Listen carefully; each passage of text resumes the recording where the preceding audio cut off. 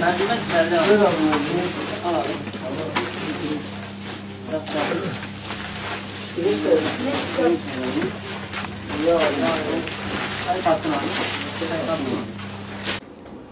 Adana Umut Dergide Bankası olarak Mayıs ayı gıda yardımı dağıtımına başladık. Hedefimiz 600 üzerinde aileye ulaşmak.